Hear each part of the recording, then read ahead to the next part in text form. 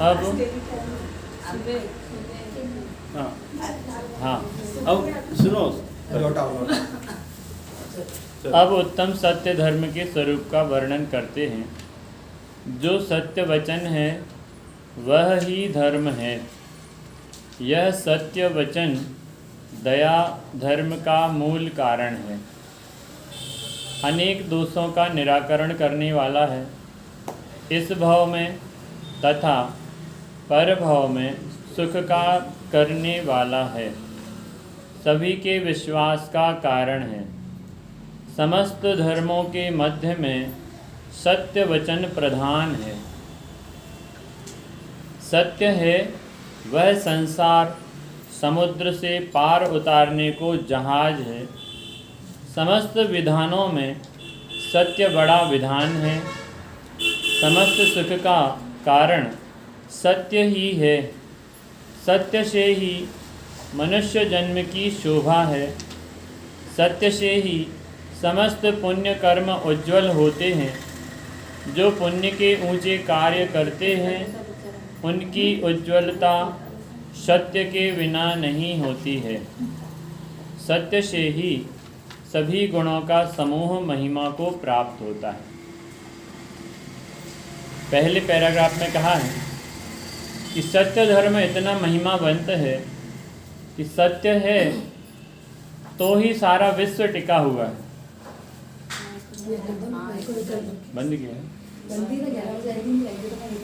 अच्छा पता है। क्या कहा कि सत्य है इसलिए सारे के सारे द्रव्य जहाँ के तहाँ विद्यमान है। यानी सत्य है इसलिए एक द्रव्य दूसरे द्रव्य की तरफ देखता भी नहीं है। एक द्रव्य दूसरे द्रव्य को स्पर्शता भी नहीं है। एक गुण दूसरे गुण की तरफ जाता भी नहीं है। ये सत्य, ये अकाट्य सत्य है कि कभी भी कोई भी वस्तु व्यवस्था बिना सत्य की नहीं चल सकती। यद्यपि हम पर्याय में आकर ऐसा समझते हैं कि मैं झूठ बोल के बच जाऊंगा, मैं कहीं पे कोई किसी प्रकार से मायाचारी पूर्वक कहीं भी अपने वचनों के द्वारा अपने जो बोलने की क्रिया है वो किन्हीं किन्हीं की चातुर्य बहुत अच्छा होता है, तो उस चातुर्य के द्वारा ऐसा लगता है कि मैं बच गया। लेकिन वहाँ ये कहते हैं वहाँ तो सत्य धर्म तो है ही नहीं, सत्य भी नहीं है, व्यवहार सत्य भी नहीं है, वो झूठ ही है, वो मायाचारी की कोटि में ही जाता है। तो ऐसा सत्य उसकी इतनी महिमा बतलाते हैं कि सत्य धर्म के स्वरूप का वर्णन करा। क्या कहा कि जो सत्य वचन है वह ही धर्म है, बाकी सब धर्म की कोटि में भी नहीं आता। सत्य वचन है वह ही धर्म है। यानी जो हम पूजन करते हैं, भक्ति करते हैं, इनमें यदि हमारी भावना भगवंतों की आराधना और अपने आत्महित की नहीं होती है तो ये भी धर्म की कोटि, व्यवहार धर्म की कोटि में भी नहीं जाएगा।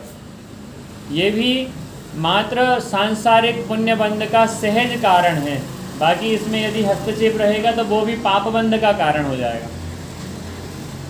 तो यह सत्य वचन दया धर्म का मूल कारण है। जिनके हृदय में सत्य है उनके ही हृदय में दया पाई जाती है। जिनके हृदय में सत्य वचन नहीं है उनके हृदय में दया का भी अभाव है। यदि वो दया बाहर में दिखाई जाए तो वो मात्र दिखावा ही होता है। वास्तव में मूल रूप से देखें, जिन धर्म के इस प्रभावना योग में देखें तो वास्तव में जो बाहर दिखाने वाली दया है वो भी दया की कोटि में नहीं आती है। दया सत्य वचन दया धर्म का मूल कारण है। अनेक दोषों का निराकरण करने वाला है। ऐसा सत्य वचन अनेक दोष होवें लेकिन एक सत्य के आगे सारे के सारे दोषों का निराकरण हो जाता है। जैसे लोक में कहावत है ना, 100 सुनार की एक लोहार की। यानी 100 शंकाएं, अनेकों मत, अनेकों अलग अलग प्रकार के धर्म, सारे के सारे एक सत्य के आगे कैसे हैं? फीके हैं। सबके सब अपने आप उनका खंडन हो जाता है। तो अनेक दोषों का निराकरण करने वाला है। इस भाव में तथा पर भाव में सुख का करने वाला है। सभी के विश्वास करने का कारण है। सत्य से ही वर्तमान में जीवों की पहचान है। जो सत्य वचन पूर्वक अपने व्यवहार जीवन का निर्वहन करते हैं उनकी लोक में प्रतिष्ठा देखी जाती है। जो सत्य वचन पूर्वक समाज में अपना स्थान बनाते हैं उनको समाज अच्छा स्थान देती है कि भैया ये व्यक्ति इस कार्य के योग्य है, ये व्यक्ति कभी किसी प्रकार से इस मार्ग में छल नहीं करेगा। इस प्रकार से सत्य जिनके हृदय में धारण है, कम से कम व्यवहार सत्य, उसको ही समाज में ऊंचा स्थान दिया जाता है। वो सत्य जो है वो सभी के विश्वास का कारण है। लौकिक में, अपने घर में, अपने परिवारों में, अपने रिलेशन में, व्यापार में यदि सत्य नहीं है तो व्यापार सक्सेस नहीं होता है। किसी का फ़ोन आया, भैया हमें पेमेंट कर दीजिए, अपन ने बस अभी कर देते हैं और फिर फ़ोन रख दिया। और उसका फिर फ़ोन आया, अरे उठा लेंगे अभी, पेमेंट भी तो होनी चाहिए अपने पास। हाँ, तो ऐसा कर करके जो छल ग्रहण करता है वो विश्वास का पात्र नहीं होता, वो व्यापार लायक भी नहीं होता। उसको लगता है कि चलो इसका पैसा मैंने रोक लिया, अब मैं किसी दूसरे व्यापारी से काम करूंगा, दूसरे का रोक लिया, तीसरे के काम करूंगा। धीरे धीरे उसका असत्य सारे व्यापार में उजागर हो जाता है। ऐसे ही अपने घर के प्रसंगों में देखें, जो व्यक्ति आपस में एक ही घर में रहते हुए आपस में असत्य पूर्वक अपना क्रिया करते हैं, उनका विश्वास आपस में समाप्त हो जाता है। फिर एक दूसरे पे विश्वास नहीं बनता, फिर उसे घर नहीं कह सकते, क्योंकि वो घर ही नहीं है जहाँ पे आपस के खुद के ही एक दूसरे के भाव नहीं मिलते हों, एक दूसरे के साथ असत्य का व्यवहार चलता हो, मायाचारी चलती हो, छल कपट चलता हो। ऐसे घर वास्तव में घर नहीं कहलाते। तो यहाँ कहा कि वो विश्वास करने का भी कारण है। एक विश्वास पे ही सारे संसार का व्यवहार चल रहा है, सारे संसार का। एक विश्वास है तभी हम, कोई आता है तो एक विश्वास रहता है तभी हम उसके लिए, जैसे मैं ही आया तो आपको पता है भैया विश्वास है कि जयपुर से आए हैं और जयपुर के पढ़े हुए हैं, ऐसा विश्वास अंतर में है ना कि ऐसे अपन किसी को भी जगह दे देंगे। अपन को एक आधार है कि भैया हाँ ये व्यक्ति, ये नाम, ये वहाँ से आया है, ये पहचान है पूरी। जैसे मैं कहीं ऐसे ही आ जाता, बढ़िया कोई अपने बाहर के कपड़े, टी शर्ट जीन्स पहन के, जैसे कल भाई साहब बताया था, तो वो कहते, और मैं पहुंच जाता और मैं नाम हमारा कुछ और होता, मैं कहता भैया मैं ये हूँ, तो कोई अंदर नहीं आने देता, क्योंकि हमें पता है कि जिस व्यक्ति का नाम हमें वहाँ से मिला है वही व्यक्ति आएगा, और जो हमें चेहरा देखने मिला है वही व्यक्ति आएगा, या फिर जो गाँव बताया है वही व्यक्ति आएगा, उसे ही तो यहाँ पे आने दिया जाएगा। नहीं तो कहेंगे भैया चलो पहले तुम थाने चलो, वहाँ पे तुम्हारा हिसाब किताब देखो। मतलब विश्वास है तभी। अब अपन और आगे आते हैं कि समस्त धर्मों के मध्य में सत्य वचन प्रधान है। सारे धर्मों के मध्य में, सारे धर्म यानी कौन कौन से? 10 ये 10 लक्षण धर्म तो अपने वाले हैं। अन्य धर्मों की ओर से देखें तो अन्य धर्म, सारे अन्य धर्म एक साइड हैं, और उन धर्मों में भी सत्य धर्म ही प्रधान है। यदि उन धर्म को मानने वाले जो जीव हैं वे भी सत्यता पूर्वक उनकी अपने भगवंतों की आराधना करते हैं तो ही वो प्रधान होगा, नहीं तो फिर वो वहाँ भी सत्य धर्म ही श्रेष्ठ है। यानी सब जगह एक विश्वास, एक सत्य ही मूल है, सत्य ही धर्म है, ऐसा कहा जाता है। समस्त धर्मों के मध्य में सत्य वचन ही प्रधान है। अपने जैन धर्म में ये जो अपने जैन धर्म का आधार है, जो अपने जैन धर्म की नींव है, जो अपने जिन मंदिर की नींव है, वो काहे पे टिकी है? सत्य पे ही टिकी हुई है। इस सत्य वचन के आधार पे अनंत काल तक जीव अपने इन बीतरागी भगवंतों के आयतन में आकर निरंतर इस सत्य धर्म की प्रभावना करते रहेंगे। हम सभी आएंगे, चले जाएंगे, पर्याय चली जाएंगी, लेकिन ये जिन मंदिर कई वर्षों तक इस सत्य वचन के माध्यम से ऐसे ही निरंतर वीतरागता का मार्ग प्रशस्त करता रहेगा। समस्त विधानों में सब सत्य सबसे बड़ा विधान है। सत्य है वह संसार समुद्र से पार उतरने को जहाज है। सत्य है तो संसार में बड़े से बड़े संकट भी आ जाएं तो भी सत्य के आधार पे हम उस संकट से पार हो सकते हैं। लेकिन लोक में अपना ऐसा देखा जाता है, आपको विकल्प आएगा, जो सत्य होता है उसको जेल हो जाती है।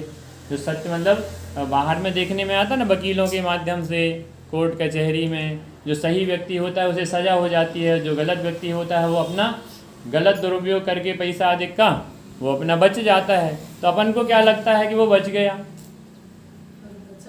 कहाँ बचा, उसने तो और तीव्र का पाप बंद कर लिया। वो वर्तमान पर्याय में पुण्य के उदय में हाला फूला चल रहा है कि मैं तो बच गया, मैं तो बच गया। लेकिन उसने कितना तीव्र पाप का बंद किया है कि आगामी पर्याय मतलब वर्तमान की ही आगामी पर्याय। अपन को लगता था, वास्तव में है तो ऐसा ही कि जितना जितना पूर्व में बंद किया है वो वर्तमान पर्याय में क्रम से उदय आता है, और वर्तमान पर्याय में जो बंद हो रहा है वो वर्तमान में ही उदय नहीं आता। लेकिन ऐसे संयोग मिलते देखे जाते हैं तो ऐसा लगता है इसने ऐसा किया था इसलिए इसके ऐसा उदय में आता, क्योंकि मैंने ही अनंत प्रकार के बंद करके पहले ही से बैठे हैं। तो ऐसा लगता है कि जैसे मैंने कोई गलत परिणाम किया और उसका अपन ने कुछ ही दिन बाद अपन ने परिणाम देखा कि देखो मैंने ऐसा किया था इसलिए मेरे साथ ऐसा होता देखा गया, ऐसा देखने में आता है। तो उससे वो उदय इसलिए आता है ताकि जीव उस परिणामों से चेत जाए, उन परिणामों में जाने से रुक जाए। उसे ध्यान कराया जाता है, भैया देखो अपन ने किसी भी प्रकार से यदि अपने गलत वचनों का दुरुपयोग, अपन ने गलत वचनों का प्रयोग किया है तो उसका ये फल है कि आगामी काल में हमें ये जिन धर्म नहीं मिलेगा, हमें इतनी उत्कृष्ट समाज नहीं मिलेगी, इतने अच्छे समागम नहीं मिलेंगे, और तो छोड़ें इसी में आगे चर्चा आएगी कि वचन भी नहीं मिलेगा। जो वचन हमें मिला है, भाषा वर्णा मिली है, बहुत दुर्लभ है, ये पुनः मिलने वाली नहीं है। तो यहाँ कहा कि समस्त विधानों में सत्य बड़ा विधान है। इतनी महिमा क्यों बतलाई जा रही है, क्यों बतलाई, जितने अपन गंभीर होकर सुनते हैं, सीरियस होकर सुनते हैं, नहीं सुनते, क्यों बतलाई जा रही है कि मेरे जीवन में किसी भी प्रकार का असत्य नहीं रहना चाहिए। वर्तमान पर्याय को सार्थक करना है तो कैसे होगी सार्थक, कि मेरे जीवन में यदि कहीं कदाचित कोई असत्य व्यवहार चल रहा है, असत्य आचरण चल रहा है, असत्य वचन चल रहे हैं, उनको छोड़ने के लिए हम सभी यहाँ बैठे हैं। मैं मेरा नक्की करूं कि मैंने कहाँ कहाँ पूर्व में कैसे कैसे वर्तमान पर्याय में कहाँ कहाँ हमने किन किन स्थानों पर जरूरी नहीं भी था तो भी हमने असत्य बोला। ऐसे परिणामों को दूर करने के लिए, अनादिकाल की गलती को समाप्त करने के लिए हमें सत्य धर्म पढ़ने के लिए और सुनने के लिए मिल रहा है। महाभाग्य है, महाभाग्य। कोई छोटा मोटा पुण्य नहीं समझे इसे, सातिश है पुण्य। 3 लोक के नाथ का ये वीतरागी दरबार मिल जाना ये हल्का पुण्य नहीं है, ये बहुत पुण्य में भी पुण्य है, सातिश है पुण्य है, जिसका कोई यदि इस पुण्य में हमने अपना काम पूरी ताकत से कर लिया ना तो अब हमें इस पुण्य की जरूरत नहीं पड़ेगी, और पुण्य इससे ज़्यादा बढ़ के आएगा। तीर्थंकर, हाँ तीर्थंकर जो होते हैं, तीर्थंकरों के उत्पन्न मतलब जन्म होने के पहले 15 माह से रत्न बरसते हैं, जबकि तीर्थंकर हैं तो तीर्थंकरों को क्या जरूरत है, विचार करते बन। यानी जहाँ तीर्थंकर जन्म लेने वाले हैं उस जगह, आसपास की जगह, कोसों कोसों दूर तक सारे प्राणी सब के सब ऐसे हो जाते हैं कि तीर्थंकर के वातावरणमय हो जाते हैं। किसी को किसी प्रकार से कोई असुविधा नहीं, किसी को कोई बीमारी नहीं, किसी को पैसे की कमी नहीं। ऐसे धन धान्य से उनके जन्म लेने के पहले ही सारे के सारे खुशहाल हो जाते हैं। सबके परिणाम बढ़िया, चोर चोरी करना बंद कर देता है,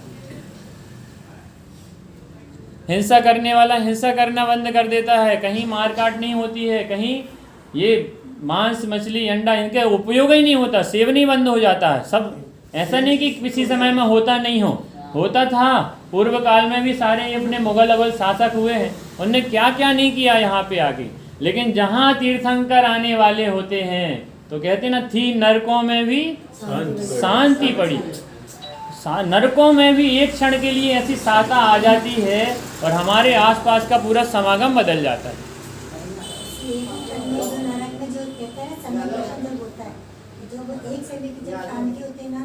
उसमें भी कितने जीव सम्यक दर्शन ले लेते, उसी समय वो सम्यक दर्शन होता है। इसके लिए यहाँ सत्य धर्म को सबसे प्रधान कहा है। सब समस्त सुख का कारण सत्य ही है, सत्य से ही मनुष्य जन्म की शोभा है। गौरव भैया, अपन सत्य बोलते कि नहीं? रजत भाई बोलते कि नहीं? सत्य बोलते?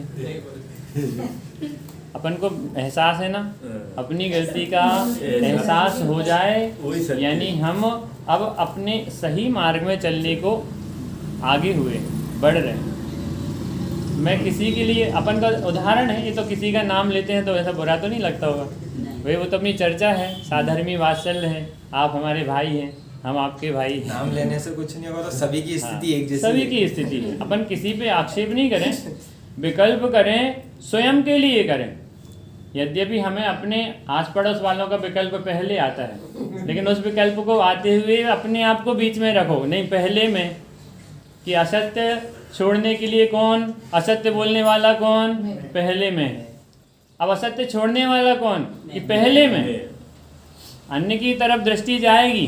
केवल ज्ञानी के ज्ञान में भी अनंतानंत गेय झलकते हैं, लेकिन केवल ज्ञानी उनमें रुकते ही नहीं हैं, उनको छूते नहीं हैं, स्पर्शते नहीं हैं। और हमारी स्थिति क्या है कि हम वर्तमान में गृहस्थ अवस्था में हैं और हमारे अंदर मोहराग पड़ा है, तो हमें जो भी सामने गेय आता है, जो भी दिखता है, वैभव दिखा तो वैभव का नाम ले लिया, आदित्य भैया दिखे तो अपने आदित्य भाई का नाम ले लिया। क्या? तो अपन गेय में फंस जाते हैं, गेय में रुक जाते हैं। लेकिन हमारा ज्ञान केवल ज्ञानी के ज्ञान जैसा ज्ञान है, उनके समान ज्ञान है। ये जरूरी नहीं है कि हमारा जहाँ पे गेय हमारा ज्ञान का विषय बने, उस गेय में हम रुकें ही, है ही नहीं। गेय भजन है इसका, गेयों में ज्ञान नहीं, गेयों से ज्ञान नहीं, बस ज्ञान ज्ञान में ही। बहुत गजब के भजन। ज्ञान ज्ञान में है। अपन को लगता है मोबाइल देखा तो हमारा, मैंने मोबाइल से ज्ञान किया। क्या? अपन ने कोई कॉमेडी वाला सीरियल देखा तो कहाँ से देखा? मोबाइल से देखा, टीवी से देखा, कि हमने अपने ज्ञान से देखा? कहाँ जाते हैं अपन कहाँ जाते हैं? हमें लगता है कि हमने तो मोबाइल देखा, हमें लगता है हमने जिनवाणी पढ़ी, हमें लगता है हमने मैं नीमच आया, मुझे तो ये लगता है कि मैं आया। भाई ज्ञान नहीं हो, चैतन्य नहीं हो तो कौन आए कौन जाए? ये शरीर की व्यवस्था, शरीर तो उद्गल है, जड़ है, ये नहीं जा सकता कहीं पे। बिना ज्ञान, बिना जीव के शरीर कैसा है? शरीर मुर्दा है। और यहाँ तो मैंने अभी चर्चा उसमें पढ़ी थी, कल पढ़ रहा था, कि जो जिनेंद्र भगवान का भक्त नहीं है, जो जिन मंदिर नहीं जाता है, वो चलता फिरता मुर्दा है। जिन्हें जिनेंद्र भगवान नहीं रुचते हैं, जिसे अपना आत्मा ख्याल में नहीं है, वो मुर्दा ही तो है भाई। जिसे स्वयं के अंदर में विद्यमान तीन लोक का नाथ याद नहीं है कि मैं जीव हूँ, वो कैसा है भाई? वो मुर्दे के समान ही है। जिसे तो वो तो मुर्दा है। वो अपने छोटे दादा उदाहरण देते हैं, रिक्शे का उदाहरण सुना होगा कितना, ऐसा उनने तो ऐसा उदाहरण रखा है कि वो उस रिक्शे वाले को, छोटा था, पिताजी एक्सपायर हो गए थे, उसके नाम पे 25,000 की एफडी कर गए, वो लाख रुपए करीब हो गई। अब वो रिक्शे वाले को रिक्शा चला रहा है और उसके पिता के कोई मित्र ने आके बताया या वकील ने बताया कि भैया तुम्हारा 1 लाख रुपए हो गया है, तुम्हारे पिता जमा कर गए थे, अब वो रिक्शे पे कब तक चलेगा? जैसे ही पता चलता है, अरे रे मैं तो अभी तक, मुझे इन बातों का ख्याल ही नहीं था कि मैं तो अरबपति, मैं तो लखपति हूँ, मैं क्यों रिक्शा चला रहा हूँ। वो पश्चाताप करता हुआ उस ही क्षण रिक्शे का त्याग करता है। ऐसे ही हमें वर्तमान में जैसे ही ये ख्याल में आता है कि मैं तो 3 लोक का नाथ हूँ, मैं कहाँ इन चीज़ों में पड़ा हूँ, ये इतना बड़ा रुपया पैसे की खदान, इतना बड़ा अपना नीमच, इनमें अपने बड़े बड़े परिवार, समृद्ध परिवार हैं, तो ये समृद्ध परिवार किस आधार पे हैं? कि एक ज्ञान के आधार पे, एक जीव के आधार पे। एक समय में जीव शरीर से निकलता है तो सारा का सारा धन रुपया पैसा किसके पास रह जाता है? उसका जो उसने पूरी मेहनत, वर्तमान में पूरा पुरुषार्थ जिसने लगाया, वो सोचे कि मैंने पूरा जीवन लगा दिया, अभी मेरे साथ ही चलना चाहिए, तो हो सकता है क्या? हमने कल चर्चा करी थी, अपन को तो बस वो कौन से अपने विद्वान हैं, छाछ रोटी की व्यवस्था हो जाए, बस इतना ही पर्याप्त है कि प्रतिदिन हमें दूध रोटी मिल जाए, छाछ रोटी मिल जाए, इतना हमारे लिए आराधना के लिए पर्याप्त है। और हम लोग कितना कितना इकट्ठा करके वर्तमान में रखे हैं। भैया अपना अपना निर्णय करना कि जिसने जितना जो कुछ भी कमा के रखा है, उतना तीव्र पाप का बंध आपको आगे कई कई जन्मों तक उसका परिग्रह का भार, कैसे कमाया है तो मायाचारी का पाप, किस प्रकार से हम उसमें तन्मय हुए हैं, उस सारी सारी चीज़ों का पाप हम लेके यहाँ से जाएंगे। व्यक्ति यदि वर्तमान पर्याय से कुछ लेके जाता है तो क्या लेके जाता साथ में? या तो अपने गुण या तो अपने कर्म, दो ही चीज़ तो जाती हैं, बाकी सब तो यहीं रह जाएगा। तो कहते हैं कि सत्य से ही मनुष्य जन्म की शोभा है, सत्य से ही समस्त पुण्य कर्म उज्ज्वल होते हैं। पुण्य कर्म के उदय में, अपन वर्तमान में अपना पुण्य है ना, तो अपन पुण्य कर्म के उदय में यदि सत्य को साथ में नहीं लेंगे तो हमारे पुण्य कर्म भी पाप में परिवर्तित होते जाएंगे। यदि हमारे कहते हैं पुण्य के उदय में जिसने शुभ कार्य नहीं करे, वो पाप में उसको कन्वर्ट कर रहा है। ये वर्तमान का पुण्य का उदय है, हमने दूसरे रागी देव देवताओं को माना, तो हमने वर्तमान के पुण्य को छीण कर लिया। अब बाद में कभी ऐसा कहते हैं ना, किसी किसी को, जैसे मुझे भी कभी कभी नींद आती, क्या मैं जिनवाणी स्वाध्याय में मुझे भी नींद आ जाती कभी कभी, सुनते हुए, बोलते हुए नहीं आते भैया, सुनते हुए आ जाती है। कहते हैं कि हमें पूर्व में हमने ऐसी विराधना करी होगी कि आज हम भावपूर्वक बैठे हैं तो भी हमारे लिए जनवाणी सुनने में नहीं आ पाती। क्यों? क्योंकि साक्षात दिव्य ध्वनि मिलने पर हमने आलस्य दिखाया, अरुचि दिखाई। अब तुम भाव बना के बैठे हो तो वर्तमान में तुम्हें क्यों नहीं आता ऐसे सुनने में? ये हमने पूर्व में ऐसा अंतराय डाला था, अपन ने स्वयं अंतराय डाला था। सती अंजना के लिए अंतराय आया था ना, कितने 22 साल था, 22 साल का है ना, 22 साल, इतना लंबा समय अंतराल। सती सीता को वनवास भेज दिया, इतना अंतराल। यानी ऐसे विराधना का फल देखो कि वर्तमान में चाहते हुए भी हम उन उपयोगी कार्यों से वंचित रह जाते हैं। तो सत्य से ही समस्त पुण्य कर्म भी उज्जवल होते हैं। हमारा जो वर्तमान पुण्य है, यदि उसे संभालना है तो वर्तमान में ही संभाल लो। आगामी पर्याय हमारी पाप की ही आने वाली है। यदि हम वर्तमान में नहीं संभालेंगे, अनंत काल के लिए कैसी कैसी गतियों में रखड़ेंगे, कोई भरोसा नहीं है। कोई त्रियंश में जाएंगे, कोई नरक में जाएंगे, कोई एक इंद्री में जाएंगे, दो इंद्री में जाएंगे। ऐसे जो अपन बाहर देखते ना पैर से, अरे इल्ली इल्ली छोड़ो उसको, ज़रा देख के चलना। ऐसे अब दूसरे लोग अपन के लिए कहेंगे, भैया ये धीरज रूपी इल्ली अलग करो जरा, नहीं तो पैर पड़ जाएगा। सब भाषित होना चाहिए। लगता ही नहीं है कि हम कोई इतना सा भी परिणाम, हम इतना सा भी अपने रंच मात्र भी नहीं लगता कि हम कुछ गलती कर रहे। वर्तमान पर्याय को नहीं संभाल रहे, यानी निरंतर ऐसी पर्यायों में जाने का उद्यम कर रहे हैं। जो पुण्य के ऊंचे कार्य करते हैं उनकी उज्ज्वलता सत्य के बिना नहीं होती है। जो पुण्य के ऊंचे कार्य करते हैं, अब जब अपना मंदिर बन रहा है तो ऊंचा कार्य है कि छोटा कार्य है? और पुण्य का कार्य है कि ये पाप का कार्य है? पुण्य का कार्य है। ये पुण्य का ऊंचा कार्य यदि हम कर रहे हैं, यहाँ अपने आप को रखो, कहाँ पे? इस पंक्ति के बीच में। जो जीव यानी हम सभी जीव जो पुण्य का इतना ऊंचा कार्य कर रहे हैं, तो हमारी उज्ज्वलता सत्य के बिना नहीं होगी। माइंड बिल्कुल सेट कर लो अपना, उसको लॉक कर दो, उसके कौन बनेगा करोड़पति जैसे फिक्स कर दो कि सत्य के आधार से ही हम अपने जैन धर्म की पूरी संरचना करेंगे। हमें असत्य के आधार से अपना ये जिन मंदिर नहीं टिकाना है, तैयार करना है। असत्य के आधार से तो ये ज़्यादा समय नहीं टिक पाएगा। सत्य के आधार से यानी हमें जो नींव रखनी है, वो सबसे पहली नींव कौन सी होगी?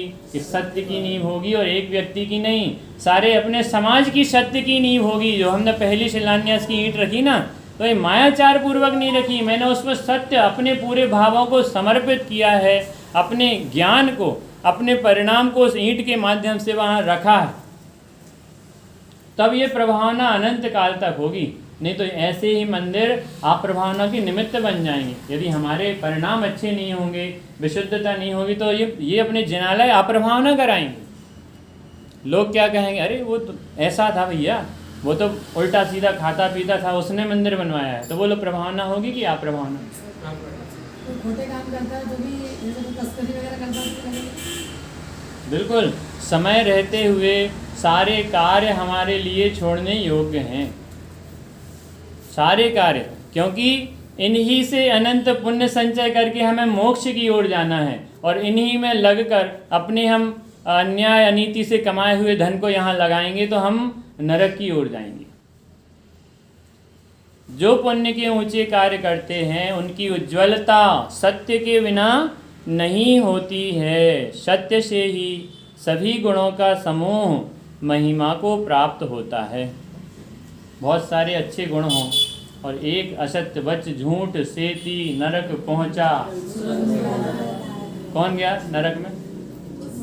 बसु राजा नरक में गया। सत्य का, उसको सत्य का गुणों का समूह था, वो जमीन से कितने ऊपर विराजता था, मतलब उसकी जो सिंहासन था ना वो जमीन से ऊपर विराजता था।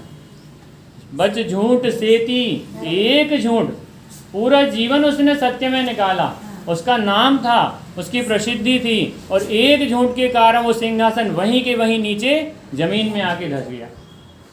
यानी जीवन भर हमने अच्छे कार्य किए हों और एक बस झूठ बोल दे तो उतने झूठ को ही हमें नरक ले जाने के लिए बहुत काफ़ी है, एक झूठ मान। तो हमारे जीवन में तो अनंत झूठ पड़े हैं। हमारे जीवन में तो सत्य की शुरुआत ही नहीं हुई है। वहाँ एक झूठ का फल सीधा सिंहासन धस गया, सीधे नरक में गया। और वो नारद का उदाहरण दिया कि बच झूठ सेती नरक पहुंचा, स्वर्ग में नारद गया। नारद का काम क्या रहता है? मतलब वो सही बात को प्रदर्शित करता रहता है। नारद जो है वो सही बात कहता रहता है, यहाँ की वहाँ करता है, वहाँ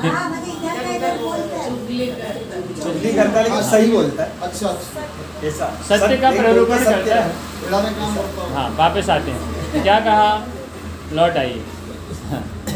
सत्य के आधार पे यदि अपने आप को सुरक्षित रखना है, नरक नहीं जाने देना है, पर्याय को हीन दीन नहीं बनाना है, अनंत काल के लिए रुलना नहीं है, तो वर्तमान पर्याय से आज से ही प्रारंभ करना पड़ेगा कि मैं आज से प्रतिज्ञा करता हूँ। क्या प्रतिज्ञा करता हूँ?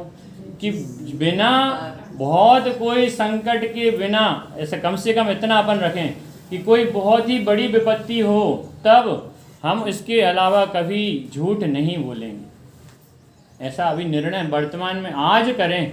पीछे भाई साहब करेंगे कि नहीं? आज करें। भैया क्या नाम है आपका? शरद जी। नहीं, पीछे और पीछे। अच्छा भाई साहब पीछे। हाँ, आप वो पीछे वो छोटा सा भैया बैठा हमारे जैसा, आर्जव भैया है ना। तो हमें तो नए लड़के जल्दी फटाफट दिख जाते हैं पीछे। सब अपनी उम्र के हैं तो मज़ा आता है उनके साथ बैठने में। क्या कहा कि यदि हमें वर्तमान पर्याय को सार्थक करना है तो असत्य का आश्रय नहीं लेना। कहीं नौकरी में जाना है, किसी को दुकान चलाना है, किसी को कुछ करना है, सत्य के आधार पे भी चल सकती हैं। भैया हमारा लिमिट है, हम 20% ही लेते हैं और इतना ही लेंगे, अपना व्यापार चल सकता है। अपन देखें कि 1 महीने 2 महीने ऐसा लगेगा कि नहीं चल रहा है। लोगों की आदत होती है, मोल भाव बार्गेनिंग करने की आदत होती है। नहीं ले जाओ भैया, कोई दिक्कत नहीं। मैं तो भाई अपने धर्म का हम क्या कहते हैं विराधना नहीं करेंगे, हम तो अपने सही आधार पे ही चलाएंगे। 2 महीने बाद आपका पुण्य इतना फलित होगा, इतना फलित होगा कि आप ग्राहकों को संभाल नहीं पाएंगे।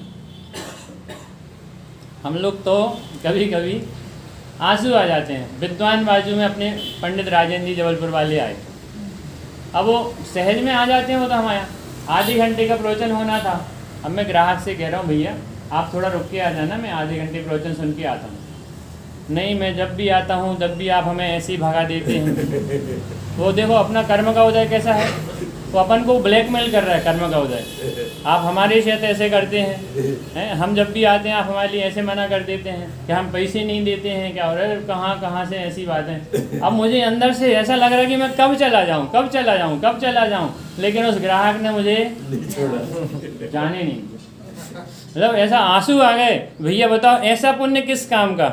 ये पुण्य नहीं है, जगत का पुण्य कुछ भी पुण्य नहीं है, ये पैसा अधिक पुण्य नहीं है। ये जिन धर्म की उत्कृष्ट बात सुनने से वंचित रह जाएं, इसलिए तो भरत कहते हैं, भरत चक्रवर्ती कि अभागा भरत कहते हैं कि मैं स्वयं अपने जो हमारे पिता हैं मैं उनकी दिव्य ध्वनि का लाभ नहीं ले पा रहा हूँ। ऐसे अभागे हम सभी हैं, इसलिए प्रयत्न पूर्वक।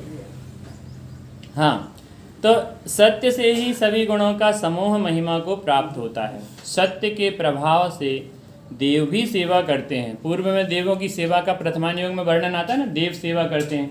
देव कैसे सेवा करते हैं? सत्य था उस समय, जीवों में बहुत सत्य था कि अपने आप देवों के विमान रुक जाते थे। अरे रे, किसी सत्यवादी है कोई, वो है सतियाँ हैं, इन पर शायद कोई संकट आया है, अपने आप विमान रुक जाते थे। अपने आप विमान रुके, उनने फिर अपना ज्ञान मोबाइल क्या कहते हैं, नेटवर्क फैलाया अपने ज्ञान का, अवधि ज्ञान चलाया। तो उसके माध्यम से पता चला कि अरे रे, ये तो जिन धर्म की महान सती है, ये तो अंतरंग में बैठी हुई है, इस पर संकट आने वाला है। तुरंत देव अपने उपस्थित होकर उस संकट को दूर करते थे।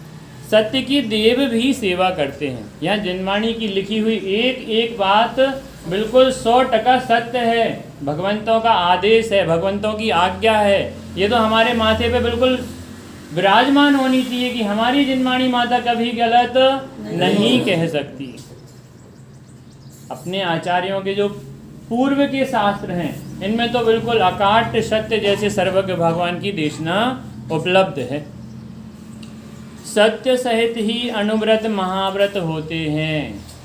अनुव्रत महाव्रत, सत्य के बिना अनुव्रत महाव्रत नाम नहीं पाते। सत्यानुव्रत, सत्य महाव्रत, ये सत्य होगा तो ही अनुव्रत महाव्रत चलते हैं, नहीं तो वो सब संसार के कारण हैं। यदि सत्य के आधार पे किए हुए अनुव्रत महाव्रत हैं, पुण्यबंध का कारण हैं और भवांतर में हमें वो मोक्ष की ओर ले जाने वाले हैं, और यदि सत्य नहीं है तो वो वर्तमान पर्याय में ही पाप की ओर ले जाने वाले हैं, नरक की ओर धकेलने वाले हैं। देखने में आएगा कि क्रिया सत्य व्रत की हो रही है, देखने में आएगा कि सत्य महाव्रत पाला जा रहा है, लेकिन वो जीव को स्वयं ज्ञान में है कि मैं क्या कर रहा हूँ। कौन सा सामान्य गुण है? कौन सा सामान्य गुण है? प्रमेयत्व गुण। जिस शक्ति के कारण द्रव्य किसी न किसी ज्ञान का विषय, किसी न किसी के ज्ञान का विषय अवश्य बनता है। यानी सबसे पहले तो जो अच्छा कर रहा है या गलत कर रहा है उसके ज्ञान का विषय बनता है, और फिर केवली भगवान के ज्ञान का तो विषय निरंतर बन रहा है। यानी कर्मों को तो निरंतर, कर्म तो बिल्कुल बैठा ही है। कर्म के बारे में तो क्या कहना है कि कर्म को तो पूरी चीज पता है कि आप कहाँ पे क्या गलत सही कैसा कर रहे हैं, साफ सब कुछ, यानी अपनी व्यवस्था पक्के तरीके से निभाता है। तो मैं क्या कर रहा हूँ, प्रमेयत्व गुण, इसके लिए समझना आवश्यक है कि मैं गलत करूँगा तो वो भी ज्ञान का विषय बन रहा है, मैं अच्छा करूँगा तो वो भी ज्ञान का विषय बन रहा है। इसलिए मैं गलत नहीं करूँ, क्योंकि वो दंड व्यवस्था का जो तरीका है वो हमें 100% मिलेगा ही मिलेगा। सत्य के बिना समस्त व्रत संयम नष्ट हो जाते हैं। सत्य से सभी आपत्तियों का नाश होता है। अतः जो भी वचन बोलो वह अपने और पर के हित रूप ही कहो, प्रामाणिक कहो। किसी को दुख उत्पन्न करने वाला वचन नहीं कहो, दूसरे जीवों को बाधा पहुंचाने वाला सत्य भी नहीं कहो, और गर्व रहित होकर कहो। परमात्मा का अस्तित्व बताने वाला वचन कहो। नास्तिकों के वचन पाप पुण्य का अभाव, स्वर्ग नरक का अभाव बताने वाले वचन नहीं कहो। आया समझ में क्या कहा? इस सत्य के बिना समस्त व्रत संयम नष्ट हो जाते हैं। ये तो बात ख्याल में आ गई कि यदि हमारे जीवन में सत्य नहीं है तो व्रताधिक हमारे शून्य के फल वाले होंगे। संयम हमारा बाहर का दिखाना जो है वो सबका सब शून्य फल का दायक होगा। फिर कहा कि सत्य से सभी आपत्तियों का नाश होता है। जो हमारी आपत्तियां हैं, जो हमारा कर्म का उदय आया है, उन उदय में हमें सत्य के आधार पर जीत मिलती है। और अतः जो भी वचन बोलो वह अपने और पर के हित रूप कहो, कि हमें हमारा भी कल्याण होवे और दूसरे का भी। अपने और पर के हित रूप ही वचन कहो कि दूसरा भी इसी प्रकार से इस सुख के मार्ग में लगे। प्रामाणिक कहो कि ऐसे नहीं कुछ भी कह दो, कि भैया उसका प्रमाण भी होना चाहिए कुछ, कि भैया किस आधार पे चर्चा करी है तो उसका प्रमाण होना चाहिए। जैसे अपने लोक में अपना कोई भी काम हो तो अपने पास, जैसे अपन कहते हैं ना मेरे 7 मकान है, तो 7 मकान के पास अपना मकान का अपने पास प्रमाण होता है कि नहीं होता। दूसरा कोई केस लगा दे तो उसमें क्या होगा, आप कितना भी केस लगाते रहो अपन कैसे निश्चिंत रहते हैं, क्यों? क्योंकि हमारे पास उसका प्रमाण है। ऐसे ही हमारे केवली भगवान का हमारे पास प्रमाण है कि जैन धर्म ही सत्य धर्म है, इसके अलावा कोई धर्म सत्य नहीं है। प्रमाण है आचार्यों के, अपने एक गाथाएं हैं, आचार्यों के सूत्र हैं, हमारे पुराने आचार हैं। प्रथमानी योग है जो अनादिकाल से अपने आदिनाथ भगवान से लेके पूरे महावीर भगवान तक का पूरा वर्णन करता है। तो अपने पास ग्रंथ हैं। अपने जैन धर्म को यदि कोई कहे कि भैया तुम्हारा जैन धर्म तो ऐसा है, अभी का बना होगा, तो अपने पास उसका प्रमाण है। पुराने ग्रंथ हैं, आज के नहीं हैं, आज के लिखे नहीं माने, लेकिन पुराने तो मानने पड़ेंगे। अपन भी उन पे केस कर सकते हैं कि नहीं आपका भी कहाँ से है, आप भी प्रमाण दीजिए, तो वो भी अपने पुराने ग्रंथ निकालेंगे। कहने का मतलब प्रमाण अपने जीवन की प्रामाणिकता होनी चाहिए। कोई डुप्लीकेट बन के अपन को काम नहीं करना है, अपने जीवन में प्रामाणिकता होनी चाहिए कि जैन है तो वास्तव में कोई देखे। जैसे ट्रेन का उदाहरण था, कहीं ट्रेन में जाएं और जैसे अपन छन्ना निकालते हैं तो वो समझ जाते हैं कौन है, बंदूक नहीं निकाल रहे हैं, छन्ना निकाल रहे हैं। तो जैसे ही छन्ना देखते भैया आप जैन हैं, ऐसे तुरंत ख्याल में आता है। अन्य कोई में ये प्रवृत्ति नहीं देखी जाती, इसलिए वो तुरंत समझता है कि भैया ये जैन है। ऐसा अपने पास प्रमाण है। अपनी चर्या देखकर अपन शाम को भोजन के लिए 5 बजे अपन ने अपना डब्बा खोला, भोजन करने लगे, आजू बाजू देखा भी नहीं, तो तुरंत व्यक्ति कहते हैं भैया आप शाम को भोजन कर रहे हैं, आप जैन हैं। ये प्रमाण होता है। मतलब आज के समय के लिए, अब वर्तमान में कैसा क्या चल रहा है वो तो हम सभी जानते हैं। अपनी प्रामाणिकता को हम खुद ही गिरा रहे हैं, लेकिन अभी भी बहुत कुछ ऐसा बाकी है जिनके आधार पे लोगों को आश्चर्य होता है। अभी हमारे व्यापारी हैं, वो आश्चर्य करते हैं भैया जितना आप कर रहे हैं वर्तमान में तो कोई कर ही नहीं सकता। ऐसा तक कहते हैं व्यापारी अपने कि मैं तो भैया चाय नहीं पीता, कॉफ़ी नहीं पीता, मैं अपना डब्बा लेके चलता हूँ, 2 दिन के लिए 3 दिन के लिए भी अपनी व्यवस्था करके चलता हूँ। कहते भैया आप लोग कैसे चला लेते हैं? तो प्रमाण, अपने जीवन का ऐसा प्रमाण, ये जैन धर्म हमें मिला है। ये यदि अपन इसके आधार पे नहीं चलेंगे तो जैन धर्म को हम नीचे गिरा दें। ऐसा लगना चाहिए कि इसको नाश करने वाले, अपने धर्म को नाश करने वाले, अपन को लगता ना हमारे क्षेत्रों पे ऐसा क्यों हो रहा है, हमारे पुराने शिखर जी है, गिरनार जी है, या फिर जो भी क्षेत्र है, पिछले बार कितने कितने उपद्रव हुए, तो अपन को क्यों लगता है ऐसा कि वो हमारे क्षेत्रों पे क्यों कर रहे हैं? तो उसको गिराने का हमारा ही उसमें सारा का श्रेय जाता है, क्योंकि हमने उस धर्म की रक्षा नहीं करी, उस धर्म के प्रति हमारे समर्पित नहीं, हमारा आचरण सही नहीं, हमने अपने आचरण को ही गिरा दिया है। तो अब क्षेत्र क्यों नहीं जाएंगे? पूर्व में भी इससे भयंकर भयंकर आपत्तियां आती थी, परिसर होते थे, 700 मुनिराजों को घानी में पेल दिया, भैया सिगड़ी रख दी सिर पे। आज के समय में किसी के ऊपर सिगड़ी रखें तो उतने उपसर्ग भी नहीं है वर्तमान पर्याय में। हमें तो सारी अनुकूलताएं हैं, गजब के समागम है, गजब का साधन है, ऐसी भी नहीं है अपन जितना समझते हैं ना, जितना अपन दिखाते हैं कि नहीं चलो सब शिखर जी सबके सब लड़ेंगे और वहाँ जाके रात में खाएंगे। बोलो प्रभावना होती है कि अप्रभावना? यानी अपन को लगता है कि हम तो अपना जैन धर्म का झंडा आगे लेके चलेंगे, हम लड़ेंगे, सबको लड़ना चाहिए। भैया अपना एक व्यक्ति यदि अपना जीवन सुधारता है तो अपना जैन धर्म अपने आप उत्कृष्ट हो जाता है, विशुद्ध हो जाता है, अपने आप ही हमारे तीर्थों की रक्षा हो जाती है। बहुत जगह ऐसा है जहाँ पे अपने मंदिरों की रक्षा नहीं हो रही, वहाँ से लोग पलायन कर गए, गांव से शहर में, शहर से अमेरिका में, विदेशों में, ऐसे चले जाते हैं। ऐसे क्रम क्रम से नीमच से भी जैन खाली कर देंगे, सबके सब विदेशों में रहेंगे तो क्या होगा?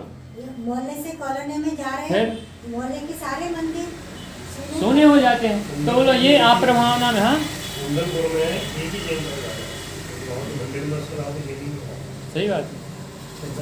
अपना वो बड़ौदरा है, बड़ौदरा के पास पावागढ़ है ना अपना चीफ, वहाँ अपने 7 मंदिर हैं। ऐसी दुर्दशा, कचरा पड़ा रहता है आज भी। गए ना, इतना दुख लग रहा था कि यहाँ पे आए कैसे गए।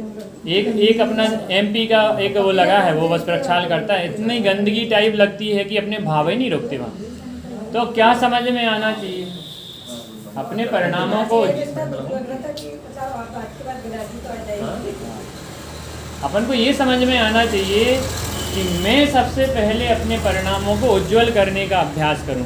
अन्य के लिए प्रेरित नहीं करना कि आप क्यों नहीं करते, आप क्यों नहीं करते। सबसे पहले करने योग्य है तो मुझे, यदि मैं तैयार होऊंगा तो मुझसे और 10 लोग तैयार होंगे। यदि मैं ही तैयार नहीं होऊंगा ना, तो किसी को कितने कहते रहो, कुछ भी असर नहीं होता।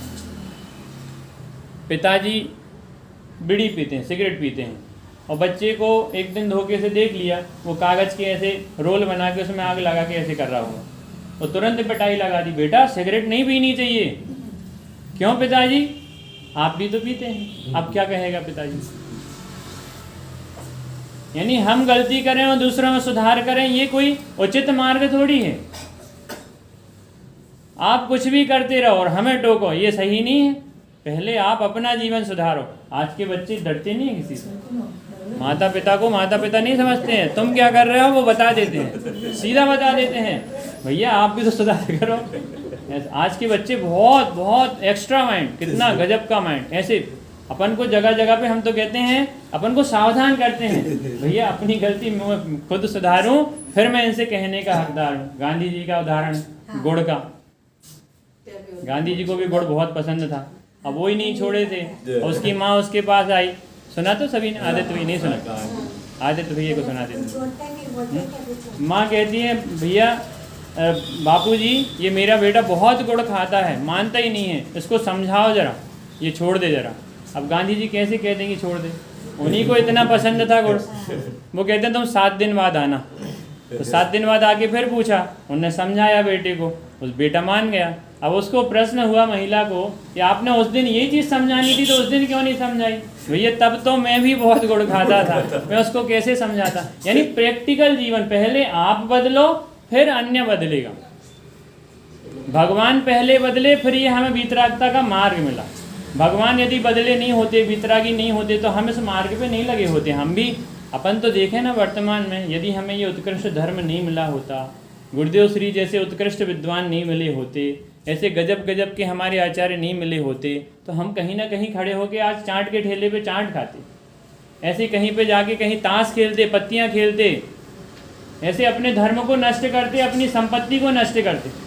वर्तमान की पर्याय में भाई, जो जैसे मैंने अपना बताया था कि छोटे थे ना, तो भाई अपन जगह जगह गणेश जी के यहाँ जाके, काली जी के यहाँ जाके भाई प्रसाद लेके आते थे ना। अब ये धर्म नहीं मिला होता तो हम तो उसी में आगे बढ़ गए होते। आती बात ख्याल में?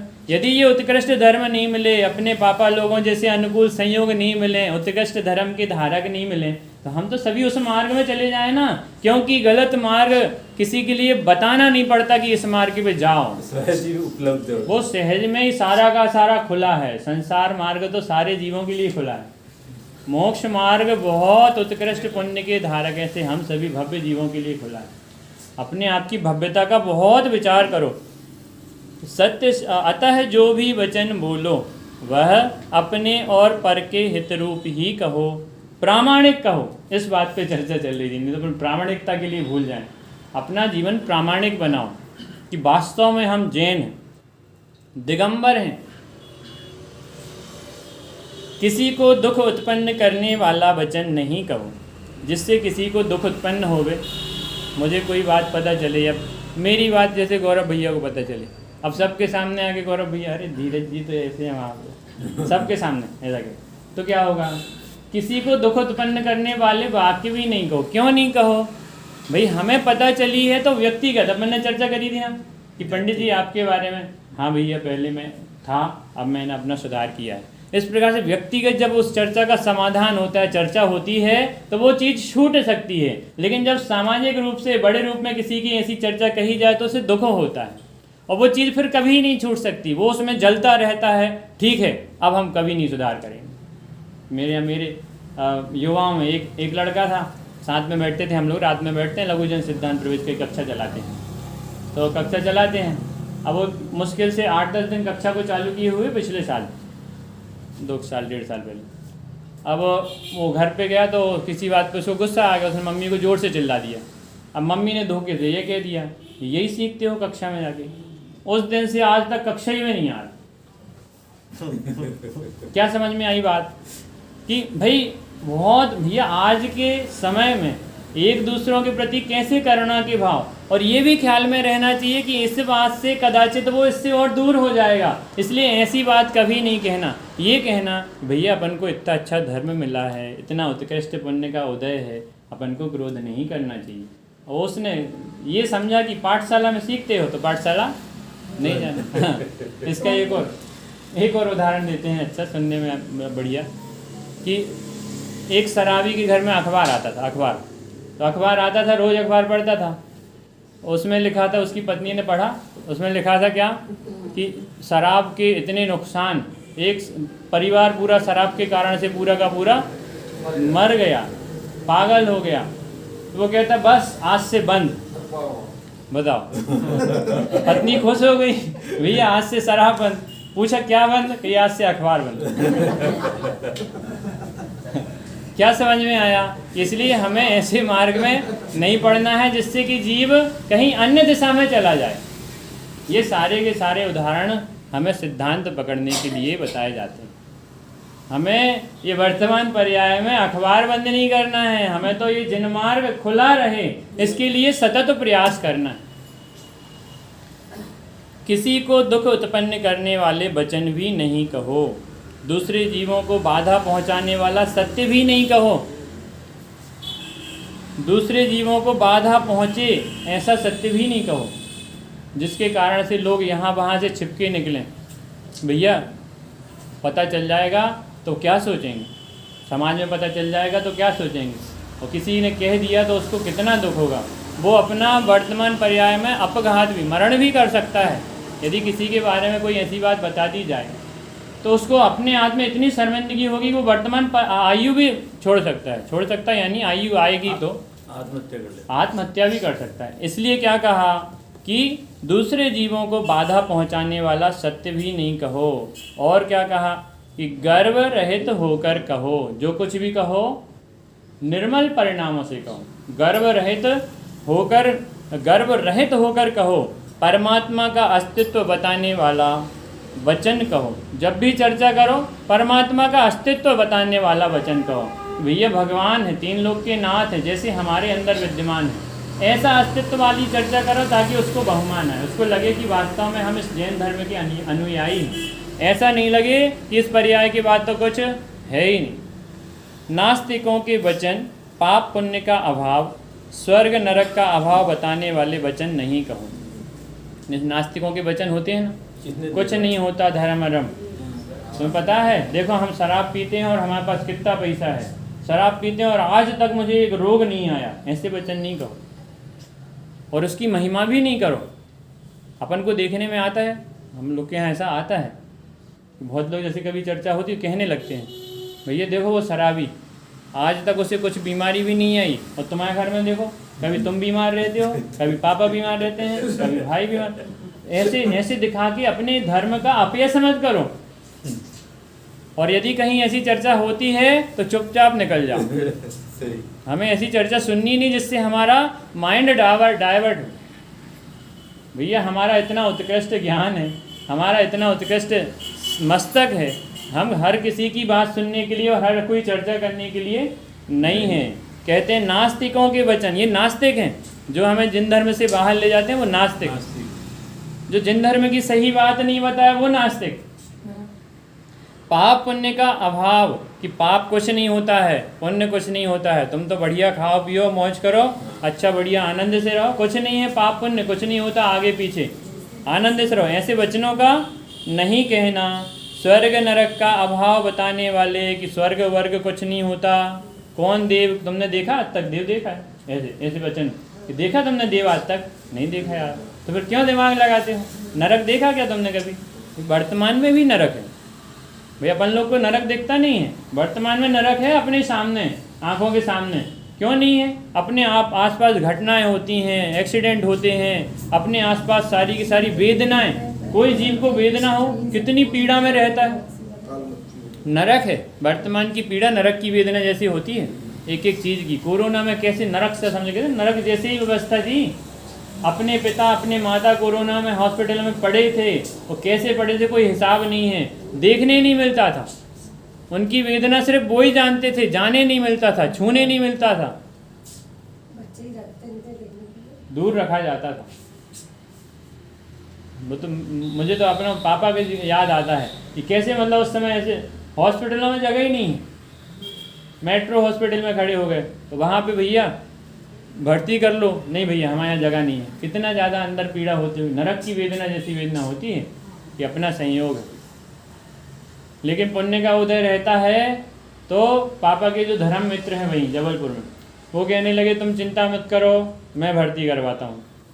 सब व्यवस्था हो गई। उनने मुझे अलग से गाड़ी, अपने रिश्तेदारों ने नहीं पूछा, सगे संबंधियों ने नहीं पूछा, धर्म मित्र सबसे आगे आके खड़े हुए, मुझे एक 2 व्हीलर गाड़ी अलग से दी, एक कमरा दिया कि तुम यहाँ रहो, रोज़ पापा के लिए टिफ़िन लेके जाना और वहाँ से बराबर लेके आना और पूरे कपड़े बढ़िया अच्छे से धोना, ये करना वो करना, और मेरे लिए भोजन की व्यवस्था करी। यानी धर्म का मित्र हर जगह आगे होगा, अपना सगा संबंधी भी पीछे हट जाएगा, लेकिन ये अपना धर्म हमारे लिए उस समय काम आएगा। ऐसी परिस्थितियों में आसपास कम से कम 100 रिश्तेदार होंगे वहीं एक का भी फोन से ही कोरोना हो जाता था।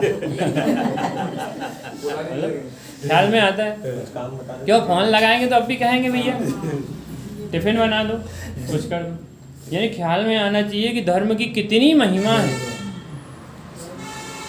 ऐसे पाप पुण्य का अभाव, स्वर्ग नरक का अभाव बताने वाले वचन नहीं कहो। यहाँ परमागम का ऐसा उपदेश जानना, यह जीव अनंत काल तो निगोद में ही रहा। यह जीव यानी अपने आप को विराजमान करते जाना। वहाँ पर वचन रूप वर्गणा का ग्रहण ही नहीं करी, वचन रूप वर्गणा ही नहीं मिली। अब पढ़ते हैं क्योंकि अपने पास समय कम है, जरूरी पढ़ देते हैं। क्या कहा कि वहाँ वचन रूप वर्गणा नहीं मिली, निगोद काल में बोलने के लिए कोई वर्गणा नहीं मिली। पृथ्वी कायक बने, जल कायक बने, अग्नि कायक, वायु कायक, वनस्पति कायक, इनमें अनंत काल रहा। वहाँ जिह्वा इंद्रिय ही नहीं मिली।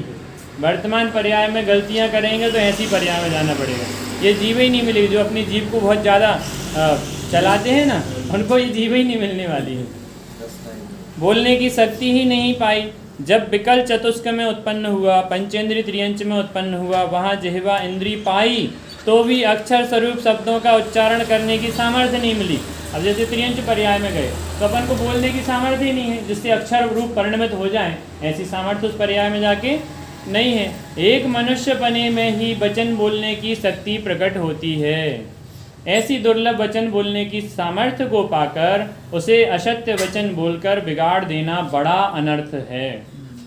मनुष्य जन्म की महिमा तो एक वचन शक्ति से ही है। नेत्र, कर्ण, जिह्वा, नासिका तो ढोर यानी त्रियंच, गाय, भैंस, कुत्ते, ये सभी नेत्र उनने भी पाया है। देखो आचार्यों ने ऐसे स्पष्ट कर दिया, नेत्र आपने पाया है, नेत्र उनने भी पाया है, कर्ण आपने पाया है, कर्ण उनने भी पाया है, जिह्वा भी पाई, नासिका भी पाई। तो ये तो ढोर त्रियंच के भी होते हैं। यदि हम वर्तमान पर्याय में अपने इस जिह्वा का सदुपयोग नहीं करते हैं तो वर्तमान पर्याय में त्रियंच है, वर्तमान पर्याय में ढोर है। आचार्य कहते हैं, पंडित जी नहीं कह रहे, नहीं तो किसी को आचार्य कहते हैं ऐसी उत्तम कुल का, ऐसे उत्तम पर्याय का उपयोग नहीं किया तो वर्तमान पर्याय में ही त्रियंचों के जैसा जीवन है। उल्टा सीधा खाना, रात में खाना, चाहे जहाँ खाना, चाहे जहाँ बैठना, चाहे जहाँ उठना, चाहे जो कुछ खाना, ये त्रियंचों की प्रवृत्ति है, ये मेरी प्रवृत्ति नहीं है। इसलिए बताया खाना पीना काम भोगादि पुण्य पाप के अनुकूल जानवरों को भी प्राप्त हो जाते हैं। खाना पीना काम भोगादि पुण्य पाप ये सारे के सारे उनको भी उपलब्ध हैं। ये वर्तमान पर्याय में मनुष्यों को अकेले उपलब्ध है ऐसा नहीं है। आभरण, वस्त्र आदि, कुकर, बानर, गधा, घोड़ा, ऊंट, बैल इत्यादि को भी मिल जाते हैं। बोलो, एसी की गाड़ियों में कुत्ता चलता कि नहीं चलता? गाड़ी मिल जाती है। कौन देता है गाड़ी? अपन जैसे बेवकूफ मनुष्य दे देते हैं। अपन जैसे वास्तव में जिनको अपनी पर्याय की कीमत नहीं है वो त्रियंचों को लेके चलते हैं, जिन्हें अपनी पर्याय की कीमत नहीं है। माँ बाप धरती में पड़े हैं और कुत्ता सीट पे बैठा। तो ये चीजें तो उनको भी सुलभ है भैया, उनने भी इतना पुण्य कमाया है कि तुम उनको अपने माथे पे विराजमान करके चलोगे, उनकी पोटी ओटी सब साफ करते फिरते हैं, और माता पिता को चाहे जहाँ छोड़ देते हैं। आती बात ख्याल में? क्या कहा कि ऐसे ये आभरण वस्त्र आदि, घोड़े को सुंदर वस्त्र पहनाए जाते हैं, हाथी को बढ़िया वस्त्र पहनाए जाते हैं, उस पर कलाकारी चित्र करी जाती, सब करी जाती कि नहीं? तो कहते हैं सबको ये चीज़ उपलब्ध है। गधे को भी ये मिल जाता है, गधे की पर्याय में घोड़ा, ऊंट, बैल इत्यादि को मिल जाते, परंतु वचन कहने की शक्ति, उसको सुनने की शक्ति, उत्तर देने की शक्ति, पढ़ने पढ़ाने का कारण, वचन शक्ति तो मनुष्य जन्म में ही प्राप्त होती है। आ रही ना बात ख्याल में? पीछे भैया नाम भूल गया फिर से मैं, पीछे वाले आर्जव का। हाँ भाई साहब का तो याद है आपका नाम बराबर, समय याद करा दिया।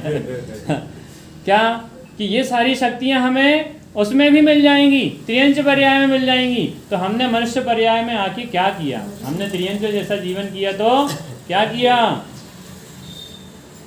जिसने मनुष्य जन्म पाकर वचन बिगाड़ लिया उसने समस्त जन्म बिगाड़ लिया। गौरव भैया, मनुष्य जन्म में भी लेना देना, कहना सुनना, धीरज, प्रतीति, धर्म, कर्म, प्रीति, बैर इत्यादि जितने भी प्रवृत्ति रूप व निर्वृत्ति रूप कार्य हैं वे सभी वचन के अधीन हैं। ये सारे कार्य काय के अधीन हैं?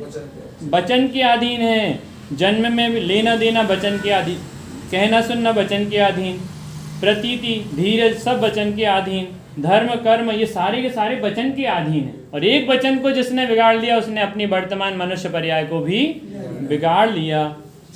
जिसने वचन को दूषित कर दिया उसने समस्त मनुष्य जन्म का व्यवहार बिगाड़ कर दूषित कर दिया। अतः प्राण जाने पर भी अपने वचन को दूषित नहीं करो।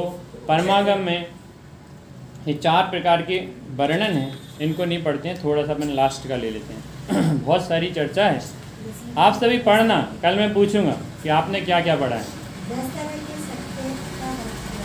हाँ बहुत सारी चर्चा है भैया, सत्य धर्म की तो बहुत, सभी धर्मों की चर्चा बहुत है। हमारे पास तो क्या बताएं, वर्तमान परिस्थितियों में ऐसी अनुकूलता नहीं है कि हम इतने उत्कृष्ट जिन वचन को लगातार सुन सकें, पढ़ सकें। वाणी की भी मजबूरी होती है, सुनने वालों की भी क्रियाओं की मजबूरी होती है। इस कारण से समय निकाल के सब लोग बार बार अभ्यास करें। इन 10 धर्मों का तो मैं कहता हूँ 10 दिन बाद फिर से अभ्यास करें, फिर 10 दिन बाद फिर से अभ्यास करें। ऐसे ही नहीं उतरेगा हमारे ज्ञान में।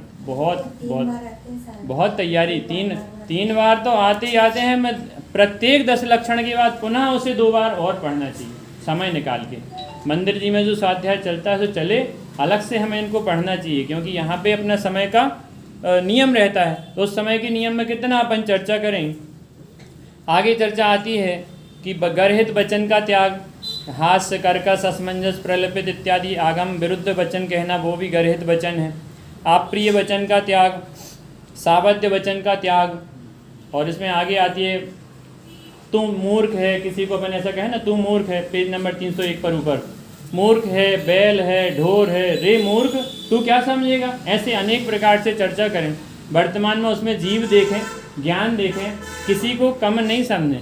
सभी जीव समान है, भगवान आत्मा है, किसी में कम नहीं है। बस वर्तमान पर्याय की अपनी अपनी योग्यता है, किसका किस समय कैसा उदय है उसके आधार पर क्षयोपम कम, क्षयोपम ज़्यादा ऐसा दिखाई देता है। तू कुजाति का है, तू नीच है, अधर्मी है, महापापी है, तू स्पर्श करने योग्य नहीं है। इस प्रकार से अपने बच्चों को नहीं बिगाड़ें। जो जैसा है उसको वैसे ही उसको देखो, बस इतना ही है। अपने बच्चों को खराब नहीं करो, क्योंकि बाहर में दूसरे को नीच कहने के पहले शब्द हमारे मुंह में आ गया, मतलब हमने स्वयं उस चीज़ को ग्रहण कर लिया। आती बात ख्याल में? कहते ना एक उंगली किसी की तरफ आती है तो पहले किसकी तरफ आती है? किसी के ऊपर अपन कीचड़ में पत्थर है कि नहीं, उदाहरण कीचड़ में पत्थर मारेंगे तो कीचड़ सबसे पहले कहाँ आएगा? ऐसे समझना चाहिए। जिस वचन, और नीचे वाले पैराग्राफ में, जिस वचन को सुनने से हड्डियों की ताकत नष्ट हो जाती है, सामर्थ्य नष्ट हो जाती है, वह मध्य कृशा है। लोगों में अपने गुण प्रकट करना, दूसरों के दोष कहना, अपना कुल जाति रूप बल विज्ञान आदि मद सहित वचन बोलना, वह अभिमानीपना है। उसके नीचे सील का खंडन करने वाली, विद्वेष करने वाली अनियंकारी भाषा है, जिसकी कोई यूज ही नहीं। वीर सील गुणादि को निर्मूल करने वाली, असत्य दोष प्रकट करने वाली, जगत में झूठा कलंक प्रकट करने वाली छेदंकरी भाषा है। जिस प्रकार से अशुभ वेदना प्रकट हो जाए, ऐसी प्राणों का घात करने वाली भूतवधकारी, यानी बहुत सारी चर्चाएं हैं। अपन तो ये कहते हैं अपनी वाणी को, जो सत्य धर्म कहलाता है, वो वचन गुप्ती से होता है। वचन गुप्ती क्या कहलाती है? मौन ही वचन है। जिसने अपने जीवन में मौन ले लिया यानी मुझे अन्य किसी भी प्रकार के कार्यों से कोई मतलब नहीं है, तात्पर्य नहीं है, उसका मुझे कोई फ़ायदा नहीं है, उससे मुझे कोई नुकसान नहीं है, ऐसा निर्णय हमारे जो साधर्मी मुनिराज हैं, जो हमारे चलते फिरते सिद्ध हैं, उनके जीवन में ये वचन गुप्ती पाई जाती है। और जिनके वचन गुप्ती पाई जाती है वो ही मोक्ष मार्ग की ओर जा सकता है। जो अपने वचन के द्वारा निरंतर अनेक प्रकार के वार्तालाप करता हुआ इस वर्तमान मनुष्य पर्याय को नष्ट करता है, वो कभी भी मोक्ष के मार्गी नहीं हो सकता। इसलिए हमें समय अनुसार, वर्तमान के काल अनुसार, अपने द्रव्य क्षेत्र काल की मर्यादा अनुसार अपने आप को सीमित करते हुए ऐसे निंद्य वचनों से तो अपने आप को बचना ही चाहिए कि हम कभी भी किसी के लिए कोई भी प्रकार का गलत वचन नहीं कहेंगे, जिससे किसी को दुख पहुँचे, ऐसे वचन नहीं कहेंगे। ऐसा झूठ भी नहीं कहेंगे कि जिससे किसी को दुख होवे, और ऐसा सत्य भी नहीं कहेंगे जिससे किसी को दुख पहुँचे। ऐसे अनेक प्रकार से सत्य धर्म को विशेष समझकर हम सभी इस सत्य धर्म को अपने जीवन में अंगीकार करने का आज से ही प्रण लेवें। इस मंगल भावना से अपन आज की चर्चा को विराम देते हैं।